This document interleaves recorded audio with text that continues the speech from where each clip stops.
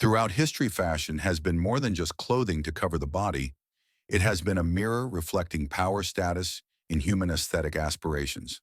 Centuries ago in Europe, owning a luxurious puff dress, a cinched wasp waist achieved with a corset or a towering wig, was not only a source of pride, but also proof of social status.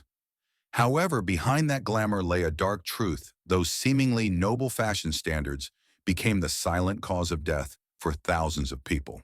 Lead-based lipstick made faces radiant but poisoned the body daily.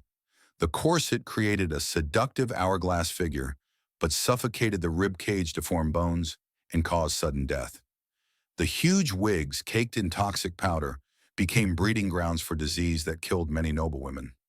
This was the bitter irony of an era when people chased beauty standards to the point of not realizing that beauty itself was a death sentence. To understand why these toxic fashion items existed and were popular for centuries, we need to go back to Europe from the 16th to the 19th centuries, a period when society linked appearance with status and power. In royal courts, particularly in France and England, fashion was more than just a matter of personal taste. It was an unwritten rule. Anyone who wanted to prove they belonged to the aristocracy had to wear heavy gowns, tight corsets, powdered wigs, and elaborate makeup.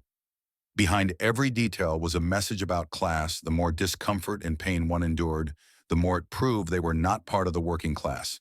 These standards quickly spread throughout society outside of the palace. Wealthy city dwellers, successful merchants, and even middle-class women tried to imitate them. They spent money on imported corsets, red lead-based lipstick from Italy, or sulfur-powdered wigs, all just to avoid being considered outdated. In this context, few people cared about health. Medical knowledge was limited, and the toxicity of lead, mercury, and chemical dyes was not well understood. People even believed that the white powder on their faces or in their huge wigs helped combat foul odors and disease.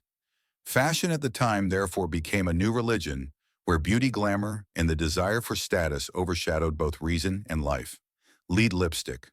Blood red beauty exchanged for toxin. As early as the 16th century, European women longed for vibrant red lips like Queen Elizabeth of Fern. The popular lipstick of the time was made from a mixture of red lead, powder, lead oxide, and mercury sulfide mixed with animal fat. When applied, lips immediately became plump and radiant, creating a sense of power and allure. But behind that layer of lipstick was terrible destruction. Lead gradually seeped into the bloodstream, causing pallid skin hair loss, memory decline, and nerve paralysis. Many noble women died young, leaving behind rumors that beauty had drained their souls. Especially in the 18th century, as lead-based cosmetics became widespread across Europe, the number of deaths from heavy metal poisoning increased significantly. The irony was that the more dangerous it became, the more popular lead lipstick was, as women believed it made them stand out and appear more elegant than the common classes. The corset, a wasp, waist, and silent death. While lead lipstick poisoned from within the corset, the famous waist cincher tormented the body from the outside. Appearing in the 16th century and peaking in the 19th, corsets were made from whalebone, steel, or wood, and were used to cinch a woman's waist to a mere 40–45 centimeter. The corset created the hourglass figure that society worshipped, but the price was horrendous. Many medical documents record women with deformed ribs, broken bones, difficulty breathing, and internal organ damage. Some sudden deaths were recorded when women fainted on the dance floor because the corset constricted their lungs and heart. Victorian-era doctors once likened the corset to a mobile coffin because it killed not with a knife, but with slow suffocation, until after many years the body silently wasted away. Wigs and toxic powder. A crown of death for the aristocracy. The 18th century was also the golden age of giant wigs. To show off their wealth, French and English aristocrats wore wigs up to half a meter tall, decorated with feathers, ribbons, and even miniature ship models. The problem was that to keep the wigs white, they covered them with a layer of lead or sulfur powder. This powder not only poisoned the scalp, but also attracted lice and fungi. There are accounts of women having to use sticks to scratch their heads because of the itching, and sometimes even rats nested in their wigs. Furthermore, because the wigs weighed several pounds, many people suffered from cervical spine degeneration, chronic headaches, and even infections from open wounds on the skin. Yet giving up the wig meant losing social status, and most chose to endure it. Beauty as a death sentence. The common thread in all three of these phenomena is that they were not individual abuses, but a social standard. Anyone who refused red lipstick, a corset, or a giant wig would be considered provincial and unworthy, and might even be excluded from banquets and festivals. This was the tragedy. When people were caught in the whirlwind of beauty, they voluntarily walked a path leading to death.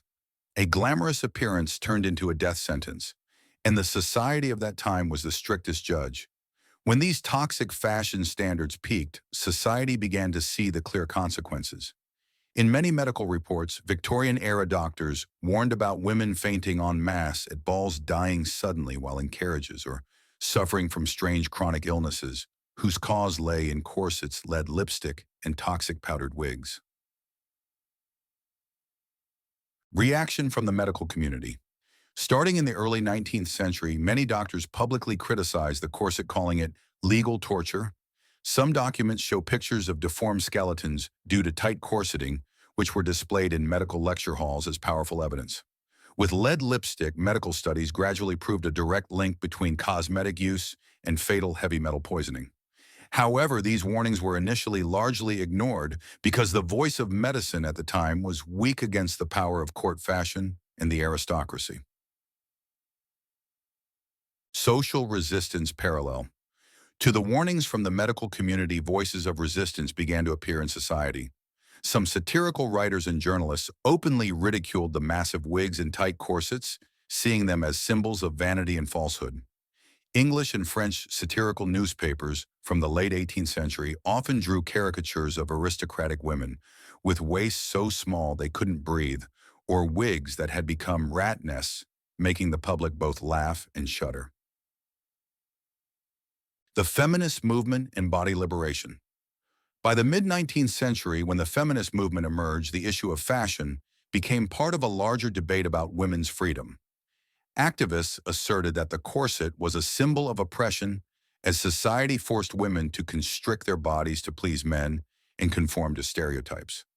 Many pioneering women called for a return to loose, comfortable clothing that both preserved health and affirmed their autonomy.